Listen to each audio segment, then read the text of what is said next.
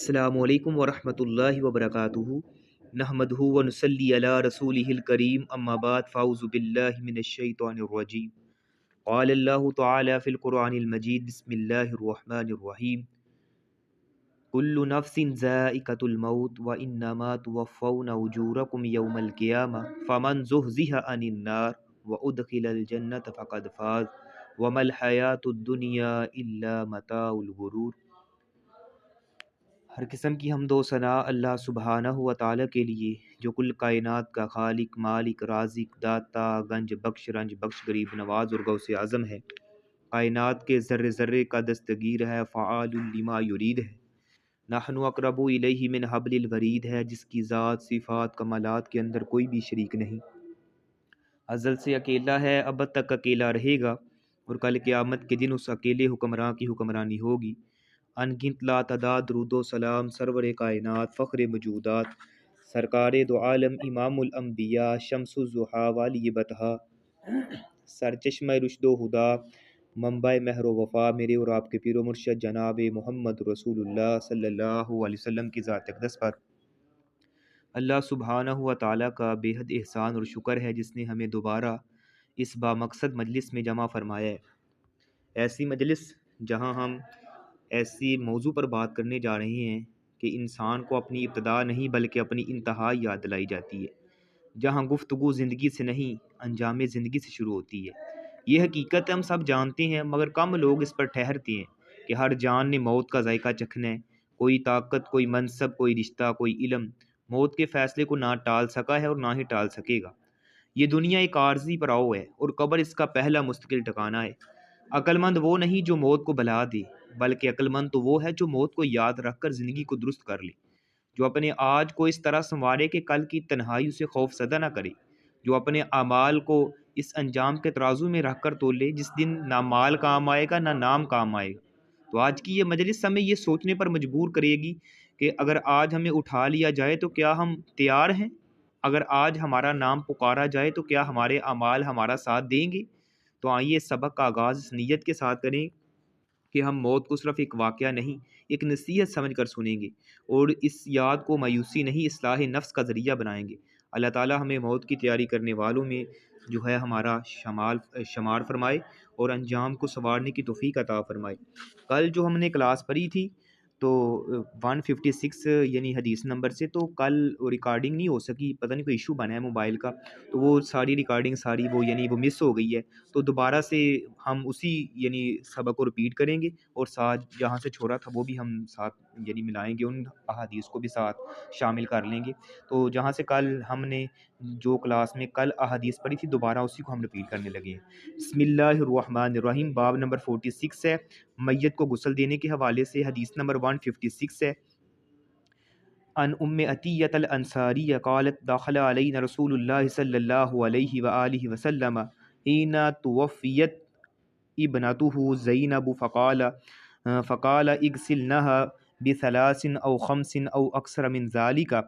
ان رعیتن ذلك بماء وسدر وجعلنا في الآخرة کافورا او شيئا من کافور فاذا فرغتن فأذنني فلما فرغنا آذناه فآتانا حكمه فقال آشرنها إياه يعني إزاره وفي رواية أو سبعا وقال ابدعنا بميا منها وموازئ الوضوء منها وأن عطية قالت وجعلنا رأسها ثلاثة قرون۔ حضرت عطیہ انصاریہ رضی اللہ تعالی عنہا سے روایت ہے، جو کل ہم نے احادیث پڑھی تھی، دوبارہ میں اسی کو رپیٹ کرنے لگا ہوں کیونکہ وہ کل کی ریکارڈنگ نہیں ہو سکی، کوئی ایشو بن گیا تھا موبائل میں، تو بعد میں پتہ چلا ہے وہ خالی ساری وائس وہ خالی ریکارڈ ہوا ہے۔ تو کچھ سسٹر بعد نہیں، اس وجہ سے ان کو دوبارہ ان کو اطلاع دی ہے۔ تو حضرت عطیہ انصاریہ فرماتی ہیں کہ ہمارے پاس نبی علیہ الصلوۃ والسلام تشریف لائے جب آپ کی بیٹی زینب رضی اللہ تعالی عنہا نے وفات پا چکی تھی، تو آپ نے فرمایا اسے 3، 5 یا اس سے زیادہ مرتبہ غسل دو، اگر تم ضرورت محسوس کرو پانی اور بیری کے پتوں کے ساتھ، اور آخر میں کافور یا کافور میں سے کچھ ملا لینا، اور جب تم فارغ ہو جاؤ غسل دینے سے تو آپ مجھے اطلاع دینا۔ تو ہم نے جو ہے آپ علیہ الصلوۃ والسلام کو اطلاع دی غسل یعنی دینے کے بعد، تو آپ نے اپنی تہبند عطا کی اور فرمایا خاص اس میں یعنی اس تہبند میں اس کو لپیٹ دینا۔ ایک روایت میں آتا ہے کہ 7 مرتبہ یا غسل دینا، اور فرمایا کہ دائیں جانب سے شروع کریں اور وضو کی جگہوں سے ابتدا کریں۔ اور عطیہ کہتی ہیں کہ ہم نے ان کے سر کی جو ہے وہ 3 مینڈیاں بھی کی، یعنی بالوں کے یعنی سر کے جو بال ہوتے ہیں ان کی 3 مینڈیاں کی۔ تو اس حدیث کا مفہوم یہ ہے کہ نبی کریم صلی اللہ علیہ وسلم کی صاحبزادی حضرت زینب رضی اللہ تعالیٰ عنہ کا جب انتقال ہوا تو آپ اس وقت تشریف لائے جب خواتین غسل کی تیاری کر رہی تھیں۔ تو غسل دینے والیوں میں حضرت عطیہ انصاری رضی اللہ تعالی عنہا بھی تھیں۔ تو فرماتی ہیں کہ نبی علیہ الصلوۃ والسلام ہمارے پاس تشریف لاتی ہیں تو آپ نے فرمایا کہ 3 دفعہ 5 دفعہ یا جتنی آپ ضرورت کو محسوس کریں اتنی دفعہ ان کو غسل دینا۔ تو غسل کے پانی میں بیری کے پتے پکا لیے جائیں، تو اس سے بدن جو ہے وہ زیادہ صاف ہو جاتا ہے۔ تو آخری مرتبہ پانی میں کفور بھی شامل کر لیا جائے تو میت کا بدن جو ہے وہ خوشبودار ہو جائے گا۔ اور آپ نے فرمایا کہ جب غسل دینے سے فارغ ہو جائیں تو مجھے اطلاع دینا۔ تو حضرت عطیہ فرماتی ہیں کہ جب ہم نے غسل دینے سے فارغ ہوئی تو ہم نے آپ کو اطلاع دی، تو آپ نے اپنا تہمد عطا کرتے ہوئے فرمایا کہ یہ بیٹی کے جسم پر لپیٹ دیں۔ تو یہ ببرکت تہمد اس کے جسم پر لپیٹ دیا گیا۔ تو اس حدیث سے احکام یہ نکل رہے ہیں کہ مسلمان میت کو غسل دینا واجب ہے۔ عورت کی میت کو یعنی عورتیں ہی غسل دیں گی، البتہ خامین جو ہوتا ہے وہ اپنی بیوی کو اور بیوی اپنے خامند کو جو ہے وہ غسل دے سکتی ہے۔ تو 3 مرتبہ 5 مرتبہ یا 7 مرتبہ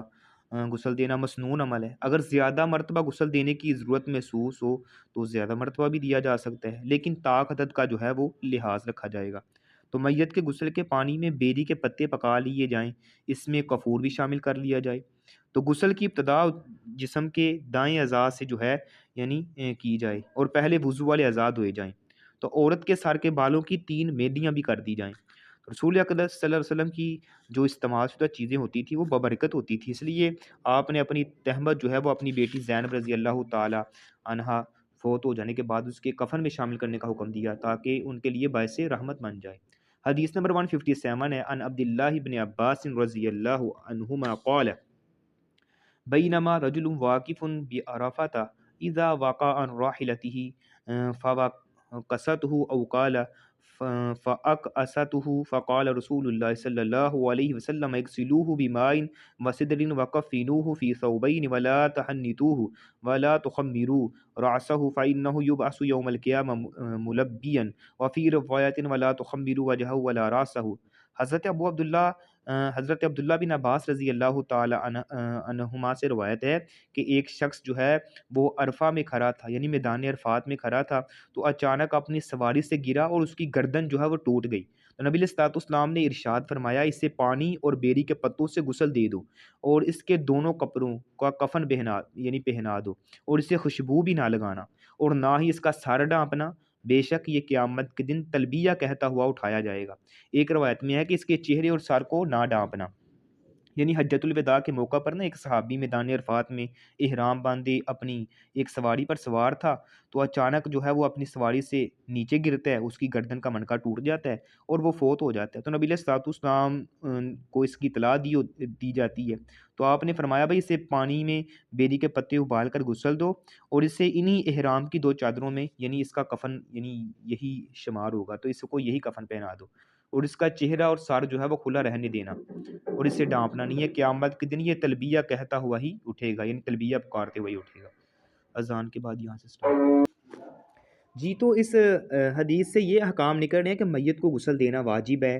احرام کی حالت میں جو فوت ہو جائے تو اسے بھی جو ہے وہ یعنی غسل دیا جائے گا۔ میت کی صفائی ستھرائی کا خیال رکھا جائے اور اسے پورے اہتمام کے ساتھ جو ہے وہ اللہ کے سپرد کیا جائے۔ تو احرام باندھے ہوئے اگر کوئی فوت ہو جائے تو اس کا سر اور چہرہ کھلا رکھا جائے گا، تو احرام باندھنے والا خوشبو کا استعمال نہیں کر سکتا۔ اسی طرح یعنی جو میت ہوتی ہے محرم، اس کو بھی خوشبو نہ لگائی جائے، تو محرم کو اس کے احرام کی 2 چادروں میں ہی کفنا دیا جائے۔ تو احرام کی حالت میں جو فوت ہونے والا ہے وہ قیامت کے دن جو ہے وہ تلبیہ کہتا ہوا ہی اٹھے گا۔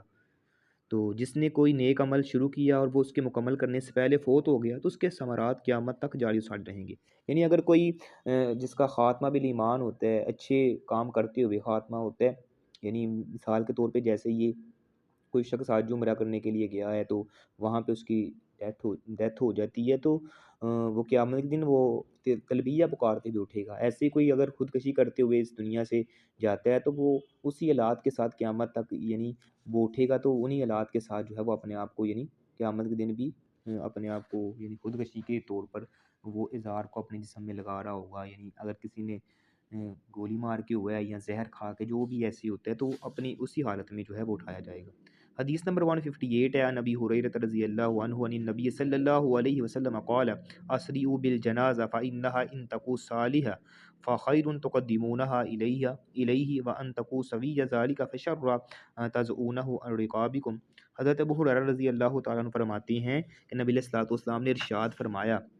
جنازہ جلدی لے کر چلو، اگر وہ نیک ہے تو بہتر یہی ہے کہ تم اسے جلدی آگے بھیجو، اگر اس کے علاوہ ہے تو یہ ایک شر ہے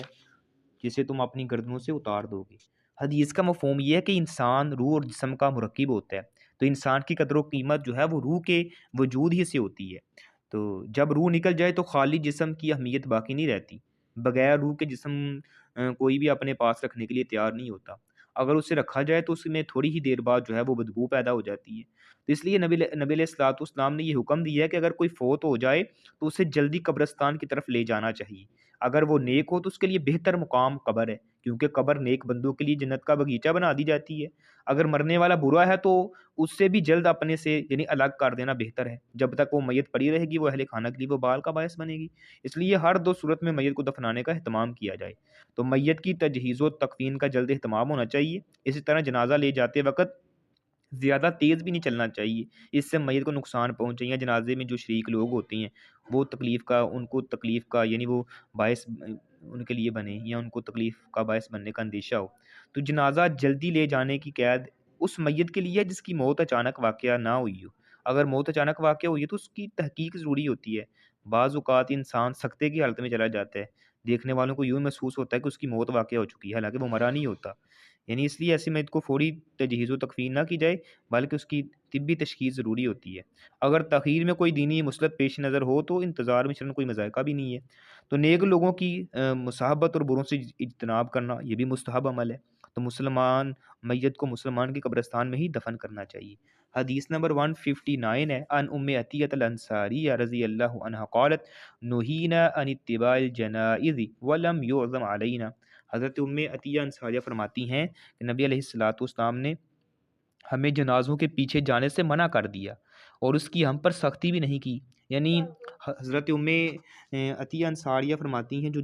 جلیل القدر صحابیات میں سے ہیں، فرماتی ہیں کہ نبی علیہ الصلوۃ والسلام نے خواتین کو جنازے کے پیچھے چلنے سے منع کر دی ہے، کیونکہ ان میں صبر و تحمل کی وہ صلاحیت نہیں ہوتی جو مردوں میں پائی جاتی ہے، وہ زیادہ تر رقیق القلب ہوتی ہیں یعنی نرم دل ہوتی ہیں، اس لیے انہیں جنازے میں شرکت سے روک دیا گیا ہے، لیکن اس پر ایسی سختی اور پابندی بھی عائد نہیں کی گئی۔ تو عورتوں کو جنازے کے پیچھے چلنا یہ ممنوع ہے، اس لیے کہ ان کے اندر نرم دل زیادہ ہوتی ہیں تو وہ برداشت نہیں کر سکتی، جس سے جو ہے ان کو یعنی منع کیا گیا ہے۔ تو باب نمبر 47 ہے، امام کس جگہ پر کھڑا ہوگا، یعنی جنازے کے دوران میت کا جنازہ پڑھاتے ہوئے کس جگہ پہ کھڑا ہوگا۔ حدیث نمبر 160 ہے، ان سمورۃ بن جندب رضی اللہ عنہ قال صلیت وراء رسول اللہ صلی اللہ علیہ وسلم علی امرأة ماتت فی نفاسها فقام وسطها۔ حضرت سمرہ بن جندب رضی اللہ تعالی عنہ سے روایت ہے، فرماتے ہیں کہ میں نبی علیہ الصلوۃ والسلام کے پیچھے یعنی کھڑا تھا، ایک عورت کی نماز جنازہ پڑھی جس کا نفاس کے ایام میں انتقال ہو گیا، تو آپ اس مسجد کے درمیان کھڑے ہوئے۔ یعنی حضرت سمرہ بن جندب نے نبی علیہ الصلوۃ والسلام کی اقتداء میں ایسی خاتون کی نماز جنازہ پڑھی جس کی وفات نفاس کے ایام میں واقع ہوئی تھی، تو آپ نے میت کے درمیانی حصے کے برابر کھڑے ہو کر نماز جنازہ جو ہے وہ پڑھائی۔ تو نماز جنازہ پڑھنا فرض کفایہ ہے، تو امام عورت کی نماز جنازہ پڑھاتے وقت میت کے درمیان میں کھڑا ہوگا، تو مرد کی نماز جنازہ پڑھاتے وقت امام میت کے سر کے برابر کھڑا ہوگا۔ ترمذی کے اندر بھی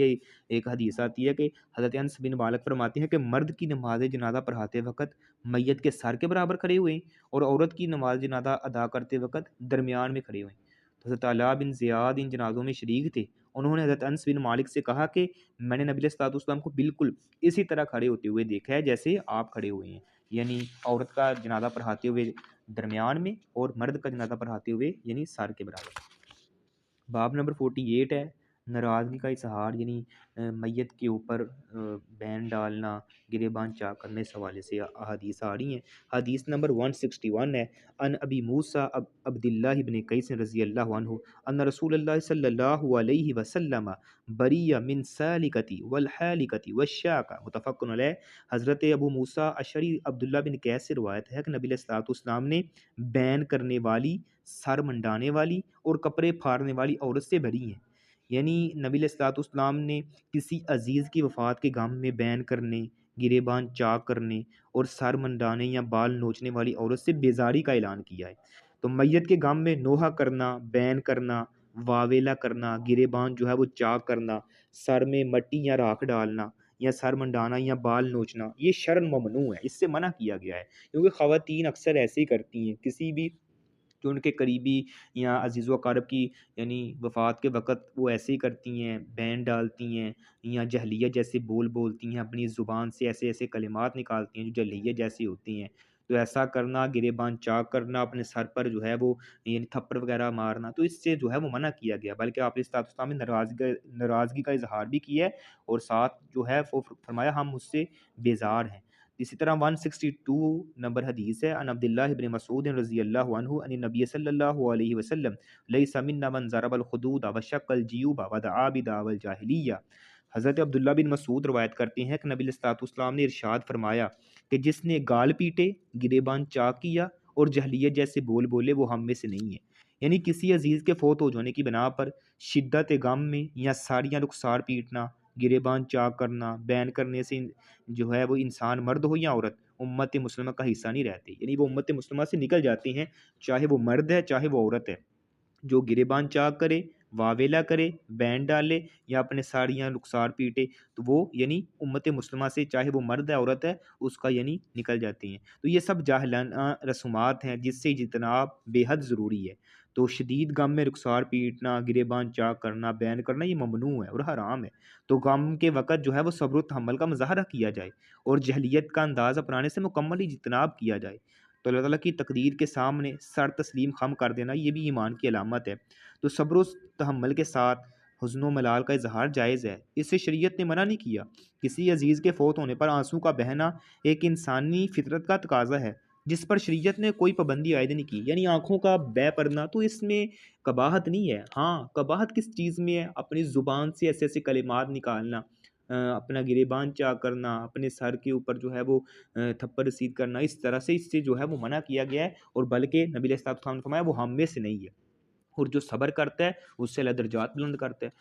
कल भी बतलाया था कि एक हदीस है जामे तिर्मिज़ी के अंदर नबी अल्लाह ताला फरमाते हैं, बल्कि हदीस कुदसी है। अल्लाह ताला फरमाते हैं भाई फ़रिश्तों कहाँ से आए हो? तो फ़रिश्ते कहते हैं हालाँकि अल्लाह सब कुछ जानता होता है, लेकिन फ़रिश्तों के मुँह से अल्लाह ताला जो है वो सुनना चाहता है। फ़रिश्ते कहते हैं अल्लाह फ़लाँ बंदे के बेटे की रूह को कब्ज़ करके आए हैं। अल्लाह फरमाते हैं बताएँ उस वक़्त मेरे बंदे की हालत क्या थी? जब तुमने उसके जिगर के टुकड़े को, उसके दिल के टुकड़े को जो उससे छीन के आए हो, तो उस वक़्त मेरे बंदे की कैफ़ियत क्या थी? फ़रिश्ते फ़रमाते हैं अल्लाह वो उस वक़्त भी तेरी हम्द बयान कर रहा था, अपनी ज़ुबान से अल्हम्दुलिल्लाह हम्द बयान कर रहा था। अल्लाह फ़रमाते हैं फिर फ़रिश्तों गवाह हो जाओ, मैंने उनके लिए जन्नत में एक महल बना दिया है और उस महल का नाम मैंने बैतुल हम्द रख दी है। यानी मुसीबत परेशानी के वक़्त और इससे बड़ी परेशानी क्या हो सकती है कि इंसान के हाथों से उसके बेटे की रूह परवाज़ हो जाए और इंसान जो है उस वक़्त भी सब्र का मुज़ाहरा करे। सब्र का मुज़ाहरा करे तो अल्लाह ताला फ़रमाते हैं कि उस बंदे के लिए अल्लाह ताला जन्नत में एक महल बनाते हैं और उस महल का नाम बैतुल हमद रख दिया जाता है, जिस बंदे ने अपने बेटे की वफ़ात पर जो है वो सब्र किया। तो वफ़ात के ऊपर, मैयत के ऊपर अज़ीज़ व अक़ारब चाहे किसी की भी हो, तो सब्र का मुज़ाहरा करना ये जो है अल्लाह ताला के यहाँ दर्जात की बुलंदी का बायस बनता है और मुहल का अल्लाह ताला जो है वो इंसान को मालिक और वारिस बना देते हैं। आँसुओं का बह पड़ना इसमें इंसान का जो है वो यानी इख्तियार नहीं होता, बल्कि नबी अलैहिस्सलाम जब अपने बेटे इब्राहीम, छोटा बेटा इब्राहीम है, तो उसको अपने हाथों में उठाया है, तो हाथों में ही जो है वो बेटे की रूह परवाज़ हो जाती है, तो आँखों से आँसू जारी हो जाते हैं। तो पास हज़रत यानी दीगर सहाबा खड़े थे, तो फरमाने लगे या रसूल ये बेसब्री नहीं है? फरमाया नहीं, लईसा फरमाया आप अलैहिस्सलाम फरमाते हैं अपनी ज़ुबान से کہ العین تدمع والقلب یحزن ولا نقول الا ما یرضی ربنا، آج دل تو غم زدہ ہے، آنکھیں اشکبار ہیں، لیکن زبان سے میں وہی کلمات ادا کروں گا جس سے میرا عرش والا رب راضی ہو جائے۔ یعنی اپنی زبان سے اللہ کا میں یعنی شکریہ ادا کروں گا ہر حال میں، چاہے پریشانی آئے، غمی آئے، الحمدللہ الحمدللہ، اللہ تعالیٰ کا یعنی شکریہ ادا کرنا چاہیے، اس سے اللہ راضی ہوتے ہیں اور درجات بلند جو ہے انسان کے درجات بھی بلند ہوتے ہیں، اللہ تعالیٰ جو ہے وہ بے حد خوش ہوتے ہیں۔ حدیث نمبر 163 ہے، عن عائشہ رضی اللہ عنہ قالت لما اشتکى النبی صلی اللہ علیہ وسلم ذکر بعض نسائه کنیسۃ راتها بارز الحبشہ یقال له ماریا وكانت ام سلمة وام حبیبة آتنا ارض الحبشة فذكرتا من حسنها وتصاویر فيها فرفع رأسه صلی اللہ علیہ وسلم وقال اولئک اذا مات فيهم الرجل الصالح بنوا على قبره مسجدا ثم صوروا فيه تلك الصور اولئک شرار الخلق عند اللہ۔ حضرت عائشہ رضی اللہ تعالیٰ عنہ سے روایت ہے، فرماتی ہیں کہ جب نبی علیہ الصلوۃ والسلام بیمار ہوئے تو آپ کی ایک بیوی نے گرجے کا تذکرہ کیا جس سے اس نے سرزمین حبشہ میں دیکھا تھا، تو جسے ماریا کہا جاتا ہے، یعنی آپ کی بیوی ماریا نے، تو ام سلمہ اور ام حبیبہ سرزمین حبشہ گئی تھی، ان دنوں اس گرجے کی خوبصورتی کا ذکر کیا، تو ان میں تصاویر کا تذکرہ بھی کیا، تو آپ نے اپنا سر اٹھایا اور ارشاد فرمایا یہ لوگ ایسے ہیں کہ جب ان میں کوئی نیک آدمی مر جاتا تو یہ اس کی قبر پر مسجد بنا دیتے تھے، پھر اس میں تصاویریں لٹکا دیتے تھے، یہ اللہ تعالیٰ کے ہاں بدترین مخلوق ہے، یہ نبی علیہ الصلوۃ والسلام فرما رہے ہیں بیماری کی حالت میں۔ تو حدیث کا مفہوم یہ ہے کہ حضرت ام سلمہ اور حضرت ام حبیبہ نے رسول اقدس صلی اللہ علیہ وسلم کے ساتھ رشتہ ازواج میں منسلک ہونے سے پہلے نا سرزمین حبشہ کی طرف ہجرت اختیار کی تھی، تو جب آپ زندگی کے آخری یعنی بیماری میں مبتلا ہوئے تو ان دنوں آپ کے پاس نا حبشہ میں بنے ہوئے ایک خوبصورت گرجے کا تذکرہ کیا گیا اور بتایا گیا کہ اس میں بہت سی تصاویر بھی ہم نے آویزاں دیکھی تھی۔ تو یہ بات سن کر نبی علیہ الصلوۃ والسلام نے اپنا سر اٹھایا اور ارشاد فرمایا کہ یہ لوگ ایسے ہیں کہ جب ان میں کوئی نیک آدمی فوت ہو جاتا تو وہ عقیدت کی بنا پر اس کی قبر پر مسجد تعمیر کر دیتے تھے اور اس میں پھر ان کی تصاویر و آویزاں کر دیتے تھے، تو آگاہ رہنا کہ یہ لوگ اللہ تعالیٰ کے ہاں بدترین مخلوق تصور کیے جاتے ہیں، تو قبر پر مسجد بنانا یا مقبرہ بنانا یہ شرعاً جائز نہیں ہے، اس سے مشرکین کے ساتھ مشابہت پیدا ہوتی ہے، تو زیرو کی تصویر بنانا شرعاً جائز نہیں ہے، اور خاص طور پر نیک اشخاص کی تصویریں بنا کر لٹکانا حرام ہے، کیونکہ اس سے شرک کا فتنہ پھیلنے کا اندیشہ ہوتا ہے۔ بعض لوگوں نے گھروں میں بزرگوں کی تصویریں لگائی ہوتی ہیں، تو اس سے جو ہے وہ منع کیا گیا ہے، اور اس سے جو ہے یہ لٹکانا جو ہے حرام ہے۔ حدیث نمبر 164 ہے، عن عائشہ رضی اللہ عنہ قالت قال رسول اللہ صلی اللہ علیہ وسلم فی مرضۃ الذی لم یقم منہ لعن اللہ الیہود والنصارى اتخذوا قبور انبیائہم مساجد قالت لولا ذلك لابرز قبره غیر انہ خشی ان یتخذ مسجدا۔ حضرت عائشہ رضی اللہ تعالی عنہا سے روایت ہے، فرماتی ہیں کہ نبی علیہ الصلوۃ والسلام نے اپنی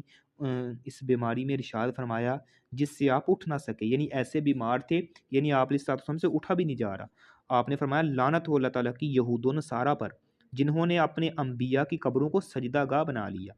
حضرت عائشہ فرماتی ہیں کہ اگر آپ کی قبر کو سجدہ گاہ بنائے جانے کا اندیشہ نہ ہوتا تو آپ کی قبر کھلے میدان میں بنائی جاتی۔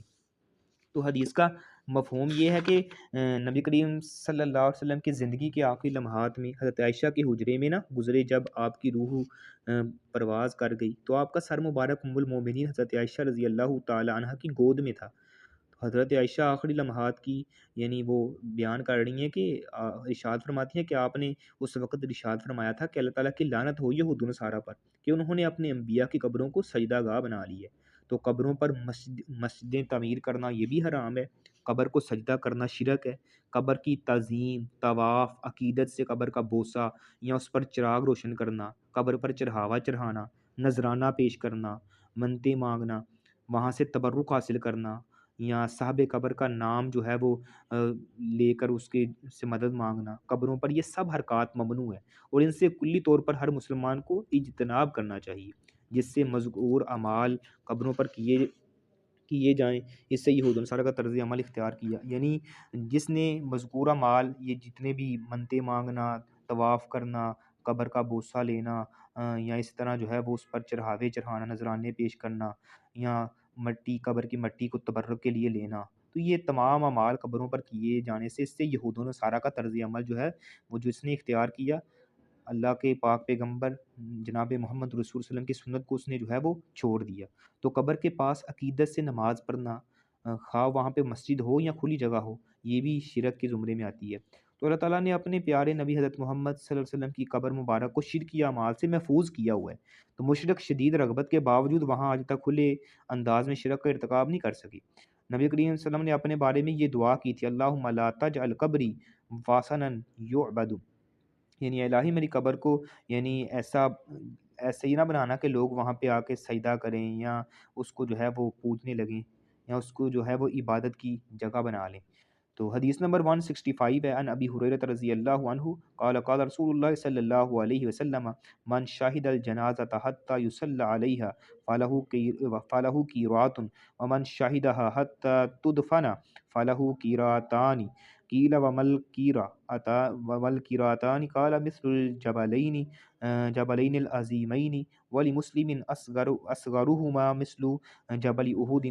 حضرت ابو ہریرہ رضی اللہ تعالیٰ عنہ سے روایت ہے کہ نبی علیہ الصلوۃ والسلام نے ارشاد فرمایا کہ جو جنازے میں حاضر ہوا یہاں تک کہ نماز جنازہ پڑھی اس کے لیے ایک قرات ہے، اور اس میں حاضر ہوا یہاں تک کہ وہ میت کو دفن بھی کر دے تو اس کے لیے 2 قرات ہے۔ پوچھا کیا 2 قرات کیا ہے؟ فرمایا 2 عظیم پہاڑوں کی مانند ہے، اور مسلم کی روایت میں ہے ان دونوں پہاڑوں سے چھوٹا احد پہاڑ کی مانند ہے۔ اسی طرح حدیث کا مفہوم یہ ہے کہ اللہ تعالیٰ اپنے بندوں پر بڑا مہربان ہے، اور اس کی منشا ہے کہ بخشش کے اسباب ان کے لیے مہیا کرتا رہے۔ اس لیے یہ خوشخبری دی گئی ہے کہ جو شخص جو ہے وہ کسی میت کے جنازے میں شریک ہو تو اسے 1 قرات ثواب عنایت کیا جاتا ہے، اور جو تدفین تک موجود رہتا ہے تو اسے 2 قرات کا ثواب عنایت کیا جاتا ہے۔ یاد رہے کہ 1 قرات کا حجم جو ہے وہ احد پہاڑ کی مانند ہے۔ تو جنازے میں تدفین تک شریک ہونا یہ بڑا مستحب عمل ہے، تو شریک ہونے والے کو اللہ رب العزت 2 قرات ثواب عنایت کرتے ہیں۔ نماز جنازہ میں شرکت میت کے ساتھ حسن سلوک کا اظہار ہوتا ہے، تو ثواب کی نسبت اعمال کی نسبت سے تجویز کی جاتی ہے، جیسا کہ صرف نماز جنازہ پڑھنے والے کے لیے 1 قرات ہے، اور جو تدفین تک شریک ہونے والے کے لیے 2 قرات کا ثواب ہے، اللہ تعالیٰ جو ہے وہ مقرر کر دیتی ہیں۔ تو یہ یعنی جتنی وہ کوئی محنت کرتا ہے اللہ تعالیٰ اتنا اس کو جو ہے وہ اجر و ثواب عطا فرماتی ہیں۔ تو دیکھا جائے آج کی اس سبق نے ہمیں یہ سکھایا ہے کہ اسلام موت کے بعد بھی انسان کی عزت، وقار اور حدود کی حفاظت کرتا ہے۔ تو میت کو غسل دینا ہو تو طہارت، نرمی اور ترتیب سکھائی گئی ہے، یعنی بیری کے پتوں کا استعمال، طاق عدد اور آخر میں خوشبو وغیرہ۔ تو یہ سب اس بات کی دلیل ہے کہ مرنے والا اب بھی امت کی امانت ہے، لاوارث نہیں ہے۔ تو حادثاتی وفات کی صورت میں بھی شریعت کی رہنمائی واضح ہے۔ تو احرام والے کو اسی حال میں کفن، نہ خوشبو، نہ سر ڈانپنا، تاکہ قیامت کے دن وہ لبیک کہتا ہوا اٹھے۔ تو یہ ہمیں بتاتا ہے کہ انجام نیت اور حال پر ہوتا ہے۔ تو جنازے میں جلدی کی ترغیب ہمیں جھنجھوڑتی ہے کہ نیک کو اس کی منزل تک پہنچانا بھلائی ہے، اور اگر کمزوری ہو تو امت پر بوجھ بنے رہنے دینا یہ بھی درست نہیں ہے۔ تو خواتین کے لیے جنازوں کے پیچھے جانے میں تخفیف اور حدود کی یاد دہانی ہے۔ تو دین سہولت بھی ہے اور حکمت بھی ہے۔ تو نماز جنازہ میں امام کی جگہ، یعنی نفاس میں فوت ہونے والی عورت پر طریقہ قیام، یہ سب سنت کی باریکیوں کی طرف رہنمائی ہے۔ اور پھر نوحہ، گریبان چاک کرنا، گال پیٹنا، ان سب سے سختی سے منع کر کے یہ واضح کر دیا گیا ہے کہ غم صبر سے عبادت بنتا ہے، یعنی غم جو ہوتا ہے وہ صبر سے عبادت بنتا ہے، اور بے صبری سے جہلیت واضح ہوتی ہے۔ تو قبروں کو سجدہ گاہ بنانے اور قبروں پر غلو سے روک کر یہ اصول دے دیا گیا ہے کہ تعظیم اور عبادت کے درمیان حد قائم رکھنا یہ ایمان کی حفاظت ہے۔ اور جنازے میں حاضر ہونے یا نہ ہونے کے اجر اور ترغیب سے ہمیں یہ سبق ملا ہے کہ میت کے حقوق میں شرکت بھی ایمان کا حصہ ہے۔ تو یہ احادیث ہمیں صرف طریقہ نہیں بتاتی، اپنا انجام بھی دکھاتی ہیں۔ آج ہم غسل دینے والے ہیں، کل غسل پانے والے ہوں گے۔ آج ہم جنازہ اٹھانے والے ہیں، کل ہم اٹھائے جائیں گے۔ آج ہم نصیحت سنتے ہیں، کل خاموش گواہ ہوں گے، لوگوں کے لیے نصیحت بن جائیں گے۔ تو آئیں موت کو یاد رکھ کر جئیں، نوحہ نہیں صبر اپنائیں، غلو نہیں اتباع کریں، اور ایسا عمل چھوڑ کے جائیں کہ جنازہ ہلکا ہو، قبر روشن ہو، قیامت کی صبح لبیک کے ساتھ ہو۔ اللہم احسن خاتمتنا واغفر لنا ولموتانا واجعل آخر کلامنا لا الہ الا اللہ، سبحانک اللہم ربنا وبحمدک ونشہد ان لا الہ الا انت نستغفرک ونتوب الیک۔